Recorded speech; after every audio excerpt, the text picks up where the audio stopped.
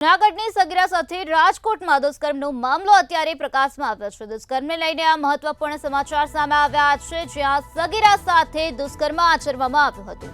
પોલીસે વધુ 2 આરોપીઓની ધરપકડ કરી હોવાની વિગતો અત્યારે સામે આવી છે। રાજકોટના ફરદીન દલ અને ઉમંગ રૂપારેલિયાની અટકાયત કરવામાં આવી છે। પૂછપરછ હાથ ધરવામાં આવી છે। રાજકોટની હોટલમાં લઈ જઈને દુષ્કર્મ આચરવામાં આવ્યું હતું। તો સગીરાને દેહ વેપારમાં ધકેલી દેવાનો પર્દાફાશ કરી દેવામાં આવ્યો છે। મુખ્ય આરોપી સહિત 12 શખ્સોની અટકાયત કરવામાં આવી છે। જૂનાગઢની સગીરા સાથે રાજકોટમાં દુષ્કર્મ આચરવામાં આવ્યું હતું, તે મામલો અત્યારે પ્રકાશમાં આવ્યો છે। મુખ્ય આરોપી સહિત કુલ 12 શખ્સોની અત્યારે અટકાયત કરવામાં આવી છે।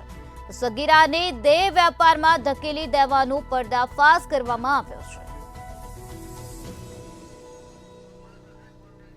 ત્યારે આ જ મુદ્દે વધુ માહિતી આપવા માટે આપણી સાથે સંવાદદાતા અમર બખાઈ જોડાઈ ગયા છે।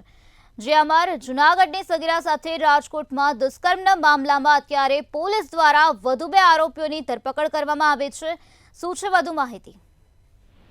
ચોક્કસ કે થોડા સમય પહેલા જૂનાગઢ એ ડિવિઝન પોલીસ સ્ટેશનમાં એક સગીરાના પિતા દ્વારા છે તે પોતાની જે દીકરી છે તે ગુમ થયાની અને અપહરણ થયાની ફરિયાદ નોંધાઈ હતી। જે બાદ પોલીસે સગીરાને રાજકોટથી છે તે શોધી અને તેની પૂછપરછ કરતા તેને દેહ વેપારના ધંધામાં ધકેલી દેવામાં આવ્યું હોવાનું પર્દાફાશ થયો હતો। તે બાદ એક જૂનાગઢ એ ડિવિઝન પોલીસે કુલ અત્યાર સુધી 12 આરોપીઓની ધરપકડ કરી છે। આજે વધુ 2 આરોપીઓની ધરપકડ કરી, જેમાં રાજકોટના ફરદીન દલ અને ઉમંગ રૂપારેલિયાની ધરપકડ કરવામાં આવી છે।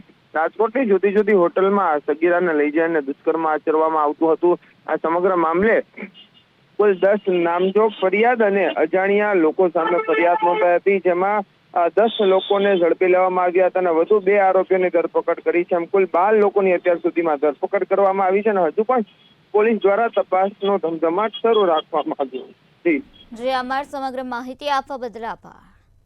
તો પોલીસ દ્વારા હજુ પણ તપાસ હાથ ધરવામાં આવી રહી છે। રાજકોટના ફરદીન દલ અને ઉમંગ રૂપારેલિયાની ધરપકડ કરવામાં આવી। અત્યાર સુધીમાં કુલ 12 શખ્સોની અટકાયત કરવામાં આવી છે। રાજકોટની હોટલમાં લઈ જઈને દુષ્કર્મ આચરવામાં આવ્યું હતું, ત્યારે પોલીસે અત્યારે પર્દાફાશ કરી દીધો છે। મુખ્ય આરોપી સહિત 12 શખ્સોની અટકાયત કરવામાં આવી છે અને આ સમગ્ર મામલાને લઈને હજુ પણ તપાસનો ધમધમાટ શરૂ કરવામાં આવ્યો છે।